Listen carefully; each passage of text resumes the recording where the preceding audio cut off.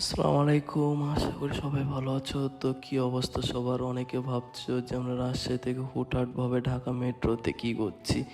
তো আগে বলে দিই, আমি সোহেল আর বাপন ভাই আমরা তিনজন মিলে চলে এসেছি ঢাকাতে। আর এই যে মেট্রোর কার্ড লেখো পার্ট দেখাচ্ছে। আমরা ট্রেনের জন্য অপেক্ষা করছিলাম যে আসবে আর আমরা সবাই মিলে উঠবো। তো আগে শুরুতেই বলি, আমরা চলে আসছি ঢাকাতে। তো ঢাকাতে কিসের জন্য আসছি না আসছি ফুল ভিডিওটা দেখলে বুঝতে পারবেন। তো তার আগে দেখি, আমরা মেট্রোতে ঢুকে অনেক এনজয় করছিলাম। আর এত গরমের ভিতরে মেট্রোর ভিতরে ফুল এসি চলছিল, এসির ভিতরে আমরা দাঁড়িয়ে থেকে থেকে কোনো সিট নাই।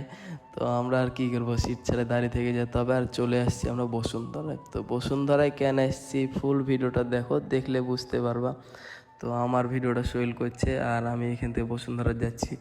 বসুন্ধরায় আসার কারণ হয়েছে, গত 1 বছর ধরে আমি একটা স্বপ্ন ছিল, যেটা সেই স্বপ্নটা পূরণ করার জন্যই আমরা চলে এসেছি বসুন্ধরায়। তো ভিডিওটা দেখলে বুঝতে পারবেন আমি কেন আসছি। এর পিছে অনেক কষ্ট, অনেক কিছু লুকিয়ে আছে, যেটা না বললেই নয়।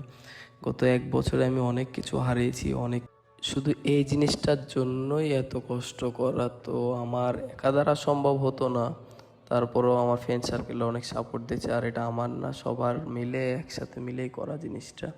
তো আমরা চলে এসেছি সেই দোকানে। তো দোকান দেখেই বুঝতে পারছি আমরা কী নিতে এসেছি। হ্যাঁ, আমরা এখন ডিজিটাল শপে বসুন্ধরায় ক্যামেরা কিনতে আসছি, যেটা আমি 1 বছর ধরে ভাবছিলাম যে আমি ক্যামেরা কিনবো।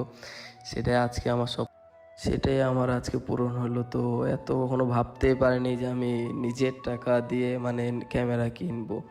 1 টাকা 2 টাকা না, 1,80,000 টাকা দিয়ে ক্যামেরা কিনা। তো এতগুলা টাকা দিয়ে দিতে হচ্ছে, আমি তো গুনতে পারছি না। সোহেলকে দিয়েছি গুনতে, আমিও গুনছি, দুইজন মিলে আমরা গোনার চেষ্টা করছি। আর আমার ক্যামেরাটা ভাইয়া চেক করে দিচ্ছে যে সব কিছু ঠিকঠাক আছে কিনা।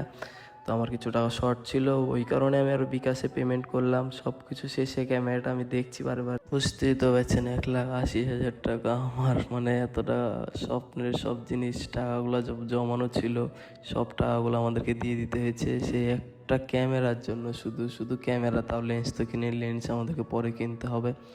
আমরা ঢাকাতে যে শুধু বডি কিনেছি 1,80,000 টাকা দিয়ে। আর আমি সব কিছু বুঝে নিয়েছি যে কখনো ওইভাবে ভাবতে পারিনি যে আমার নিজের অনলাইনের টাকা দিয়ে আমি ক্যামেরা কিনবো। ফার্স্টে আমি শুরুতে বলি, তোমরা তাদের সাথে ঘুরো যাদের সাথে তোমরা সবসময় ভালো থাকতে পারবা, সবসময় হ্যাপি থাকতে পারবা। এমন মানুষের সাথে চলাফেরা করো না যে সবসময় নিজের স্বার্থ বোঝে, নিজের সব কিছু বুঝে, ঠিক আছে? তো আমি এরকম মানুষের সাথে অনেকবার পড়েছি, তাই বলছি।